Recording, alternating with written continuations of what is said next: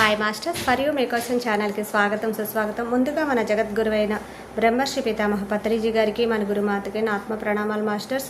Okay masters, ప్రతిరోజు మన ఛానల్లోని ధ్యానం, స్వాధ్యాయం, సజ్జన సాంగత్యం జరుగుతుంది మాస్టర్స్. అలాగే జూమ్ సెక్షన్లో పాల్గొన్న మాస్టర్లకి, యూట్యూబ్లో చూస్తున్న మాస్టర్లకు కూడా ధన్యవాదాలు తెలుపుకుందాం. ఓకే మాస్టర్స్, ఈరోజు మన ఛానల్కి సీనియర్ పీరియడ్ మాస్టర్ గారైన సులోచన గారు హైదరాబాద్ నుంచి వచ్చారు. మేడం గారిని సాదరంగా ఆహ్వానించుకుందాం. ఈరోజు మేడం చెప్పబోయే టాపిక్ చిత్త వృత్తులు ఎలా ఏర్పడతాయి. ఈ గొప్ప ఆత్మజ్ఞానం అందించడానికి మేడం గారికి వెల్కమ్ చెప్తాం మాస్టర్స్. నమస్తే మేడం, వెల్కమ్ మేడం. నమస్కారం మేడం. అందరికీ కూడా ఈ జూమ్ సెషన్ లో పాల్గొన్నటువంటి ఫర్ యూ మీకోసం జూమ్ సెషన్ లో పాల్గొన్న అందరికీ, ఆత్మ బంధువులందరికీ కూడా నమస్కారములు.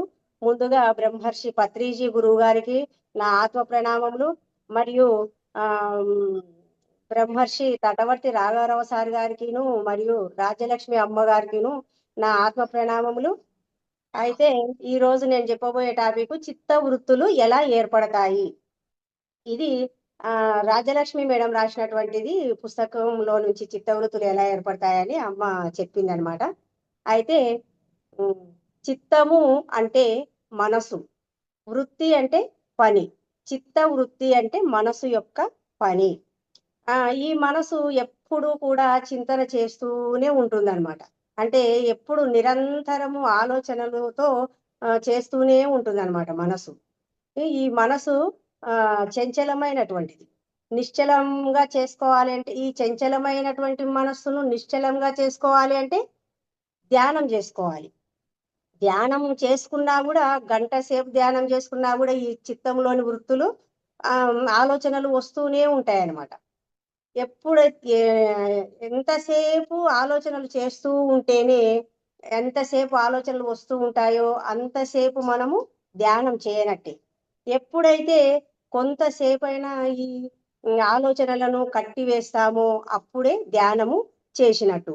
మరి ఈ అందుకే పతంజలి మహర్షి ఏమన్నారంటే, చిత్తవృత్తి యోగ చిత్తవృత్తి నిరోధ అన్నారు. అంటే యోగము ద్వారానే ఈ చిత్తం వృత్తులను తొలగించుకోవచ్చు. యోగము అంటే ధ్యానము ద్వారానే చిత్తములోని ఆలోచనలను కట్టివేయచ్చు, ఆపేయచ్చు అని పతంజలి మహర్షి చెప్పారనమాట.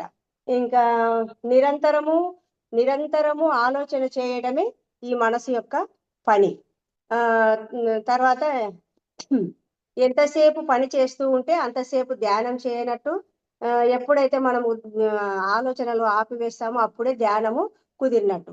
అయితే పతంజలి మహర్షి ఏమన్నారంటే, ఇలాంటి చిత్త వృత్తులను 5 రకాలుగా చెప్పారనమాట. అయితే అసలు ఈ మనసులో ఈ చిత్తవృత్తులు ఎలా ఏర్పడతాయి అంటే, మనము అసలు చిత్తం ఎందుకు ఆలోచిస్తుంది అంటే, కంటితో చూడడం వలన, చెవులతో వినడం వలన, నోటితో మాట్లాడడం వలన, మరి ముక్కుతో వాసనలు చూడడం వలన, ఇవన్నీ కూడా ఈ ఇంద్రియాలతో సేకరించినటువంటి విషయాలు చిత్తంలో వృత్తులుగా ఏర్పడతాయి అన్నమాట. అందుకే ఈ పతంజలి మహర్షి ఏమన్నారంటే, ఈ వృత్తులను 5 రకాలుగా ఆయన చెప్పడం జరిగింది. అయితే కంటితో చూసిన వాటి వల్ల మనకు దుఃఖం ఏర్పడుతుంది. అంటే సుఖము గాని సంతోషము గాని కలిగినటువంటి విషయాలను మనసు సేకరించినప్పుడేమో మనసు ఆనందంగా ఉంటుంది. అలాగే దుఃఖము, బాధ కలిగించేటువంటి విషయాలను సేకరించినప్పుడు మనసు బాధగా ఉంటుందన్నమాట. ఈ సంతోషాన్ని అనుభవించినప్పుడు, దుఃఖాన్ని అనుభవించినప్పుడు అవి కూడా చిత్తంలో వృత్తులుగా ఏర్పడతాయని పతంజలి మహర్షి చెప్పారు. మరి పతంజలి మహర్షి గారు ఈ చిత్త వృత్తులను 5 రకాలుగా చెప్పడం జరిగింది. అందులో మొదటిది ప్రమాణము, రెండవది విపర్యము, మూడవది వికల్పము, నాలుగవది నిద్ర, ఐదవది స్మృతి. ఇలా 5 రకాలుగా చెప్పడం జరిగిందనమాట. అయితే మళ్ళీ ఒకసారి చెప్తాను ఈ 5ను. మొదటిది ప్రమాణము, రెండవది విపర్యము, మూడవది వికల్పము, నాలుగవది నిద్ర, ఐదవది స్మృతి. ఇలా 5 రకాలుగా చెప్పడం జరిగింది. ఈ 5 రకాల వృత్తులతో ఈ ఆలోచనలతో మన మనసులో చిత్తంలో వృత్తులుగా ఏర్పడతాయి అన్నమాట. మొదటిది అయినటువంటిది ప్రమాణము. ఈ ప్రమాణంలో కూడా మళ్ళీ 3 రకాలుగా చెప్పారనమాట పతంజలి మహర్షి. ఒకటి ప్రత్యక్ష ప్రమాణము, రెండవది అనుమాన ప్రమాణము, మూడవది ఆగమ ప్రమాణము. ఇలా 3 రకాలుగా చెప్పారనమాట. ప్రమాణంనే మళ్ళీ 3 రకాలుగా చెప్పారు.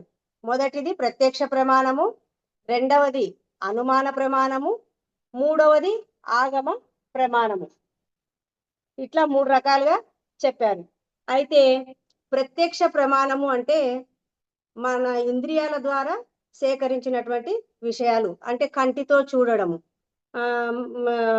చెవులతో వినడము, మనసుతో మాట్లాడడము, ముక్కుతో వాసన చూడడము, ఇలాంటి విషయాలన్నీ ఇంద్రియాలతో సేకరించిన ఈ విషయాలన్నింటినీ కూడా మనసు ఎప్పుడైతే సేకరిస్తుందో ఆ సేకరించినవి మనసు వృత్తులుగా ఏర్పరచుకొని చిత్తం యొక్క వృత్తిగా ఏర్పరచుకుంటుంది అనమాట.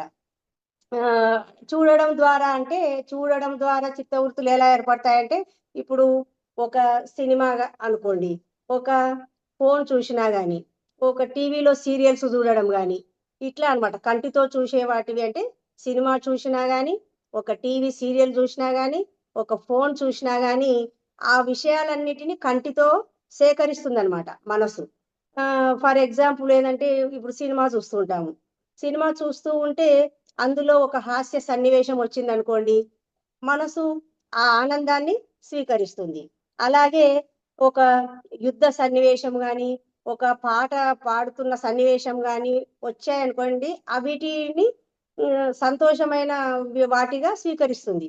అలా ఒక దుఃఖ సన్నివేశం వచ్చింది అనుకోండి, ఆ సినిమాలో హీరోయిన్ కష్టాలు పడుతూ దుఃఖపడుతూ ఉందనుకోండి, అటువంటి వాటిని చూస్తూ ఉండడం వల్ల ఏమైతుందంటే, ఈ మనసు ఆ కష్టాలు, హీరోయిన్ పడుతున్నటువంటి కష్టాలు తానే పడుతున్నటువంటి అనుభూతిని చెంది అందులో లీనమయ్యి, ఆ హీరోయిన్ ఏడుస్తున్న దాన్ని చూసి తను కూడా ఏడవడం చేస్తుంది అనమాట. ఎందుకు అంటే అది నిజం అనుకొని భ్రాంతి చెందడం వలన, ఆ హీరోయిన్ పడుతున్నటువంటి దానిని ఈ మనసు స్వీకరించడం వలన ఇది భ్రాంతి చెంది అందులో లీనమయ్యి అవి నిజమే అనుకోని భ్రమతో ఈ మనసులో చిత్తవృత్తులుగా ఏర్పడతాయి అన్నమాట. అప్పుడు మనం దుఃఖపడుతూ ఉంటాం కదా, అలా ఈ ప్రత్యక్షంగా చూసే వాటిని కూడా చిత్తంలో వృత్తులుగా ఏర్పడతాయి. దీనినే ప్రత్యక్ష ప్రమాణము అంటారు. మరి ఇంకా రెండవది అనుమాన ప్రమాణము. ఈ అనుమాన ప్రమాణము అంటే కొంతమంది అసత్యాన్ని కూడా సత్యంగా భావిస్తారు, కొంతమంది అసత్యాన్ని సత్యంగా భావిస్తారు. ఎలా అంటే దానికి కారణం ఏంటంటే భయము, కోపము, దుఃఖము, వీటి వలన కూడా అసత్యాన్ని సత్యంగా భావిస్తారు. అంటే చాలా మంది పెరిగిన వాతావరణాన్ని బట్టి, లేదా తల్లిదండ్రుల యొక్క అలవాట్లను ప్రతిదానిని గమనిస్తూ ఉండడం వలన గాని చిత్తవృత్తులుగా ఏర్పడతాయి. ఎలా అంటే, ఇప్పుడు కొంతమంది తమ పిల్లలను ఏం చేస్తుంటారంటే గట్టిగా అరుస్తూ కేకలు వేస్తూ ఉంటారు. ఆ కేకలు వేస్తూ ఉండడం వలన పిల్లలు ఏమనుకుంటారంటే, ఎందుకు ఇంత గట్టిగా అరవడము, మెల్లగా చెప్తే వింటారు కదా అని అనుకుంటారు. కానీ వాళ్ళంటారు, వాళ్ళు చిన్నగా చెప్తే వినరు, గట్టిగా చెప్తేనే వాళ్ళు అర్థం చేసుకుంటారు అని అనుకుంటూ ప్రతి చిన్న విషయానికి కూడా పెద్దగా కేకలేస్తూ ఉంటారు పిల్లలను గాని, భార్యను కూడా, భర్త ఒక్కొక్కసారి గట్టిగా కేకలు వేస్తూ ఉంటారనమాట. అలా కేకలు వేస్తూ వాళ్ళని అరుస్తూ వాళ్ళని ఏదో డిసిప్లిన్ అంటే క్రమశిక్షణలో పెడుతున్నామని వాళ్ళ తల్లిదండ్రులు అనుకుంటారు. కానీ అక్కడ ఏమవుతుందంటే భయం చేత, వాళ్ళు దుఃఖం చేత అలా పెరుగుతూ వస్తుంటారనమాట. అవి పెరుగుతూ ఉన్న కొద్దీ వాళ్ళలో భయము అవి ఎక్కువనే అవుతుంటాయి అన్నమాట, తక్కువ కావు. అయితే అలా భయపడుతూ ఆ పిల్లలు గాని, ఆ భార్య గాని ఏం చేస్తారంటే, ఏ పని చేయాలన్నా, ఏది చేయాలన్నా అనుమానం ఒకటి. ఈ పని చేస్తే నాన్న తిడతారో ఏమో, ఈ పని చేస్తే అమ్మ కొడుతుందో ఏమో అనే భయం చేత అనుమానాన్ని పెంచుకుంటారనమాట. ఇలాంటిదే అనుమాన ప్రమాణము అంటే ఇది అనమాట. ఇంకోటి మూడవది ఆగమ ప్రమాణము. ఇప్పుడు మనం ప్రమాణంలో 3 రకాలు చెప్పుకుంటున్నాము. ప్రత్యక్ష ప్రమాణం అంటే కంటితో చూసిన వాటిని ఎలా చిత్తవృత్తిగా ఏర్పరచుకుంటుంది. రెండవదేమో అనుమాన ప్రమాణము. ఇది కూడా చిత్తంలో వృత్తిగా ఎలా ఏర్పడుతుంది అనేది చెప్పుకున్నాము. ఇప్పుడు మూడవది ఆగమ ప్రమాణము. ఈ ఆగమ ప్రమాణము అంటే వేదము ద్వారా తెలుసుకున్నటువంటిది. ఇంకోటి పెద్దల ద్వారా తెలుసుకున్నటువంటిది. అంటే పెద్దల వేదం ద్వారా తెలుసుకున్నటువంటిది మనకు ఆచరిస్తూ ఉంటాం. అలాగే పెద్దల ద్వారా వస్తున్న ఆచారాలను సాంప్రదాయాలను ఎలాగైతే మనం ఆచరిస్తున్నాము అంటే పెద్దల ద్వారా వచ్చినవి ఏంటివంటే మన ఇంటి ఎగ్జాంపుల్, మన ఇంట్లో మన ఇంటి దేవుడు ఈశ్వరుడు, మనం ఈశ్వరుణ్ణే పూజించాలి, ఇది మన ఆచారము, మన పెద్దల నుంచి వస్తున్న ఆచారము అని అలా ఆచరిస్తూ ఉంటారు. దానిని ఆగమము అంటారు. ఆగమము అంటే వచ్చేది, పెద్దల ద్వారా మనకు వచ్చేది, వేదం ద్వారా మనకు వచ్చేది, అట్లా అన్నమాట. ఆగమము అంటే అట్లా. ఈ పెద్దల ద్వారా వచ్చిన ఆచారాలు వ్యవహారాలను మనము అవి నిర్వర్తిస్తూ ఉంటాము. పెద్దల ద్వారా మన తల్లిదండ్రులు, మన తల్లిదండ్రుల ద్వారా మనము కూడా ఆ ఆచార వ్యవహారాలను అలాగే తీసుకొస్తూ ఉంటాం అనమాట. అయితే అట్లా చేస్తూ ఉండడం వలన ఏమవుతుందంటే ఇప్పుడు మన ఇంటి దేవత గ్రామ దేవత ఉంది, మన దేవతకు కంపల్సరీ తప్పకుండా జంతు బలే ఇవ్వాలి, మాంసాహారమే చేయాలి అనే ఆచారాలు కూడా అలాగే పట్టుకొస్తూ ఉంటాయన్నమాట. దాని వలన వాళ్ళు ఏం చేస్తుంటారంటే ఇది పాపము అని కూడా తెలియదు, ఒక జంతువును చంపడము, హింసించడము తప్పు అని కూడా తెలియదనమాట. తెలియకుండానే జంతు బలులు ఇవ్వడము, అది మనం ఏమన్నా అన్నాం అనుకోండి, అది మన ఆచారము. ఆ బలి ఇవ్వకపోతే మన కుటుంబం మీద ఏమన్నా అవుతుందో ఏమో అనే ఒక అనుమానం ఉంటదన్నమాట వాళ్ళకి. ఇట్లా పెద్దల ద్వారా వచ్చిన ఆచారాలను కూడా వీళ్ళు నిర్వహిస్తూ ఉంటారనమాట. నిర్వహిస్తూ ఆ పాపాలను చేస్తూ ఉంటారనమాట. అది వాళ్ళు చేయడమే కాకుండా మళ్ళీ వాళ్ళ పిల్లలకు కూడా చెయ్యాలి నాన్న, ఇది తప్పకుండా మన ఇంట్లో ఎప్పటి నుంచో ఉన్న ఆచారం ఇది అని పిల్లలకు కూడా చెప్పుకుంటూ వస్తుంటారనమాట. ఇది పెద్దల నుంచి వచ్చే ఆచారాన్ని ఆగమము అంటారు. ఇవి కూడా చిత్తంలో వృత్తులుగా ఏర్పడతాయి అనమాట. ఇవి ఎప్పుడు కూడా ఉండిపోతూ ఉంటాయి అనమాట. ఇవి ఎప్పుడైతే మనము తప్పు అని తెలుసుకుంటాము అంటే మన పిల్లలు కానీ మన ఎవరైనా తెలుసుకున్నప్పుడు కానీ ఇది మానేస్తారు తప్ప అంతవరకు ఈ జంతు బలిని మాంసాహారాన్ని ఇది మానరన్నమాట. ఇట్లా ఈ ప్రమాణంలో 3 రకాలుగా అనమాట. ఆగమ ప్రమాణం తర్వాత ఇప్పుడు మన ప్రమాణం తర్వాత విపర్యము అని చెప్పుకున్నాం కదా. విపర్యము అంటే సారీ ఈ విపర్యము అంటే మిథ్యా జ్ఞానం, అంటే లేని జ్ఞానము, అంటే మిథ్యా జ్ఞానం వల్ల ఉన్న విషయాన్ని తారుమారుగా అర్థం చేసుకోవడం అన్నమాట. విపర్యము అంటే లేని జ్ఞానాన్ని మిథ్యా జ్ఞానం అంటారు. ఉన్న విషయాన్ని తారుమారుగా అర్థం చేసుకోవడం అంటే ఎట్లా అంటే ఒక ఒక విషయం ఉందనుకోండి, ఒక వస్తువు ఉందనుకోండి, దాన్ని మనము కంటితో చూసినా కూడా తారుమారుగా అర్థం చేసుకోవడం. ఎట్లా అంటే ఒక తెలియబడే వస్తువు కనబడుతున్నా గాని దాని యొక్క నిజ రూపాన్ని తెలుసుకోలేకపోవడమే మిథ్యా జ్ఞానం అంటారు. ఎట్లా అంటే ఫర్ ఎగ్జాంపుల్ ఇప్పుడు ఒక ఇద్దరు వ్యక్తులు చీకట్లో నడుస్తూ వెళ్తూ పోతూ ఉంటారు. వాళ్ళకి సడన్ గా ఒక చోట ఒక తాడు కనిపిస్తుంది. ఒక అతను దాన్ని చూసి ఏమంటాడంటే వెంటనే పాము పాము అని అరవడం చేస్తాడనమాట. రెండవ అతను దాన్ని కొంచెం నిదానంగా పరికించి చూసి అది పామ పాము అయితే కదులుతుంది కదా, మనుషుల అలికిడి వింటే అది కదిలి పారిపోవాలి కదా, మరి కదలట్లేదు కదా అని ఆలోచిస్తాడు. అంటే ఆలోచించకుండా తొందరగా మాట అనేవాడు అజ్ఞాని అనమాట. ఈ తెలివైన వాడు ఏం చేస్తాడంటే దాన్ని నిదానంగా పరికించి చూస్తాడనమాట. పామ తాడ ఏంటి అది చీకట్లో.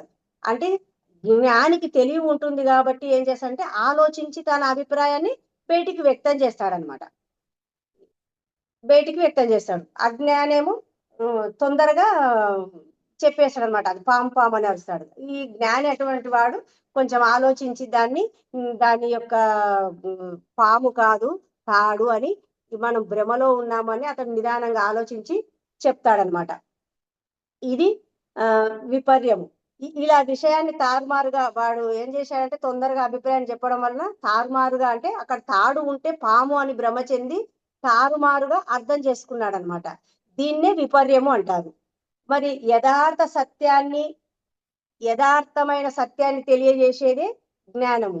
మరి యథార్థ సత్యాన్ని తెలుసుకోలేకపోవడమే అజ్ఞానము. ఈ మిథ్యా జ్ఞానంలో ఉన్నవారు ఏం చేస్తారంటే ఆ దాన్నే చిత్తంలో వృత్తులుగా ఏర్పరచుకుంటుంటారనమాట. దీన్నే విపర్యము అంటారు. మరి ఇప్పుడు మూడవది వికల్పము. ఆ వికల్పము అంటే మనము ఏదైనా అనుకున్నాం అనుకోండి, అనుకున్న దానిని విన్నదానికి విరుద్ధంగా భావించడం అనమాట. ఇప్పుడు మనం ఒకటి అనుకుంటాము, ఒకటి వింటాము. ఆ అనుకున్న దానికి విన్నదానికి విరుద్ధంగా ఆ ఆలోచించడము. అంటే ఎవరైనా మంచి చెప్పిండ్రు అనుకోండి, ఆ మంచి చెప్పినా కూడా దాన్ని ఏం అనుకుంటాం, చెడుగా ఊహించుకోవడం అనమాట.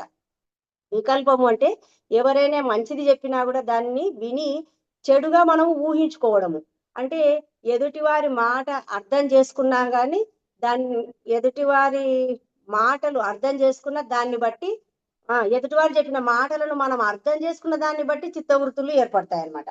అంటే ఈ చిత్తవృత్తులు శబ్దం ద్వారా కూడా, అంటే ఈ శబ్దం ద్వారా కూడా చిత్తవృత్తులు ఏర్పడతాయి. ఎలా అంటే ఇప్పుడు ఒక సినిమా చూస్తుంటాము, ఆ సినిమాలో యుద్ధ సన్నివేశం వస్తుంది, దానికి బ్యాక్గ్రౌండ్ మ్యూజిక్ పెడతారనుకోండి, ఆ యుద్ధ సన్నివేశానికి తగినటువంటి మ్యూజిక్ పెట్టారనుకోండి, దాన్ని ఆ శబ్దం ద్వారా మన చిత్తంలో వృత్తులుగా ఏర్పరచుకుంటాము. అలే అలాగే ఒక దుఃఖ సన్నివేశం వచ్చిందనుకోండి, దానికి ఒక రకమైన బ్యాక్గ్రౌండ్ పెడతారు. ఆ బ్యాక్గ్రౌండ్ వలన మనం ఏమవుతామంటే మన మనసు అందులో లీనమైపోతుంది అనమాట. ఇట్లా శబ్దం ద్వారా మనసు ఆలోచనలు తయారు చేసుకుంటుంది. శబ్దం లేకుండా కళ్ళతో చూసిన వాటి ద్వారా కూడా మన మనసులో వృత్తులుగా ఏర్పడతాయి అన్నమాట. ఇది వికల్పము. ఇక మూడవది నిద్ర. ఈ నిద్ర అంటే మనకు భగవంతుడు ఇచ్చినటువంటి గొప్ప వరం అండి ఈ నిద్ర. అంటే గాఢ నిద్రపోయినప్పుడు మనసు ఆలోచనలు చేయకుండా ఉంటుంది. ఏ ఆలోచనలు ఉండవన్నమాట.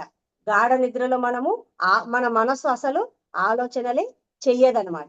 ఆ ఒకవేళ గాఢ నిద్ర లేకపోతే జాగ్రత్త అవస్థలో ఏ విషయాలను కూడా, అంటే మెలకువలో ఉన్నటువంటి విషయాలను చిత్తవృత్తులుగా ఏర్పరచుకున్నాం అనుకోండి. ఒకవేళ మనం గాఢ నిద్రలో ఉన్నాము, జాగ్రత్త అవస్థలో ఉన్నటువంటి విషయాలను ఏవైనా, అంటే మెలకువలో ఉన్నప్పుడు గమనించిన విషయాలు ఉంటాయి కదా, ఆ వీటిని గాఢ నిద్రలో మనం అనుకున్నాం అనుకోండి, అవి కలల రూపంలో వస్తాయి. అయితే ఈ అలాగే గాఢ నిద్రలో చిత్తం ఏమవుతుంది, తాత్కాలికంగా తన వృత్తులను ఆపేస్తుంది. ఎప్పుడైతే గాఢ నిద్రలో ఉంటారో వాళ్ళ యొక్క చిత్త వృత్తులు తాత్కాలికంగా, అంటే ఆ కొంచెం సేపు ఆ నిద్రలో ఉన్నంత సేపే వాటిని ఆపేస్తుంది. అలాగే ధ్యాన స్థితిలో ఉంటాము. ధ్యాన స్థితిలో ఒక గంట సేపు ధ్యానం చేస్తాం అనుకోండి, ఆ ధ్యానం చేసినంత సేపు మనకు ఆలోచనలు వస్తూనే ఉంటాయి. ఎందుకంటే ఈ మనసు పరిగెడుతూనే ఉంటుంది, ఆలోచనల వైపే పరిగెడుతుంటుంది. కాబట్టి మనం ధ్యానం కూడా సరిగా చేసుకోలేము. నేను గంట సేపు ధ్యానం చేశాను, 2 గంటలు ధ్యానం చేశాను అనుకుంటాం. కానీ అక్కడ గంట సేపు నీకు ఆలోచనతోనే ఆ గంట సరిపోతుంది. ఎప్పుడైతే నీవు ఒక 5 నిమిషాలో, 1 నిమిషమో, అర నిమిషమో ఆ ఆలోచనలు లేని స్థితినే ధ్యాన స్థితి అంటారనమాట.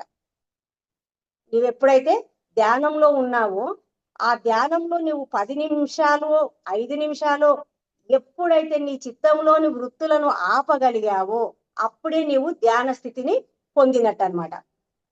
ఈ 2 స్థితులలో ఎవరైతే అంతులేని ఆనందాన్ని పొందుతారో, అంటే గాఢ నిద్రలో తాత్కాలికంగా ఆలోచనలు మానివేయడము, అలాగే ధ్యాన స్థితిలో ఈ చిత్త వృత్తులను కాసేపైనా ఆపగలిగి ధ్యానం చేసుకుంటామో, ఈ రెండిటిని ఎవరైతే ఈ రెండు స్థితులలో ఎవరైతే ఉంటారో వాళ్ళే అంతులేని ఆనందాన్ని పొందుతారు.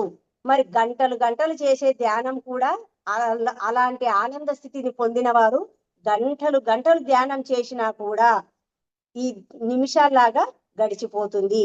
ఇది నిద్ర యొక్క ఆ నిద్ర యొక్క పరిస్థితి. నెక్స్ట్ లాస్ట్ది ఏంటంటే స్మృతి.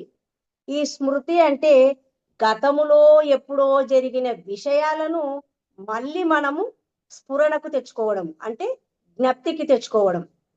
ఎన్నో ఉంటాయి. స్మృతి అంటే గతంలో జరిగిన, అంటే మన చిన్ననాటి జ్ఞాపకాలు కావచ్చు, మనము బడికి వెళ్తున్నటువంటి సమయంలో మనము అనుభవించినటువంటి విషయాలు కానీ, ఆ చిన్నతనంలో మనం ఇట్లా ఉంటిమి, నాకు ఇంతమంది ఫ్రెండ్స్ ఉన్నారు, అందులో చాలా మంచి ఫ్రెండ్ ఈమె ఒక ఆమె ఉంది. ఇలా గుర్తుకు తెచ్చుకోవడం అన్నమాట గతంలో జరిగినటివి. ఒక్కొక్కసారి కష్టాలు గూడా ఉంటాయి గతంలో. మనం ఎన్ని కష్టాలు పడితే గాని మనం ఈ స్థాయికి ఎదగగలిగాము. మా అమ్మ, నాన్న వాళ్ళు ఎంత కష్టపడి మనల్ని పెంచారు అని ఆ గతంలో జరిగిన వాటిని కూడా మళ్ళీ మనము మనసులోకి తెచ్చుకోవడాన్ని స్మృతి అంటారనమాట. బా బాధలు, కష్టాలు గాని త త పదే పదే వాటిని తలుచుకోవడం వలన గాని ఈ గత స్మృతులు అంటారనమాట. గతంలో ఉన్నటువంటి స్మృతులను మళ్ళీ మనము స్ఫురణకు తెచ్చుకోవడమే, జరిగిపోయిన వాటిని గురించి మనము జ్ఞాపకం చేసుకోవడమే ఈ స్మృతి అని అంటారనమాట.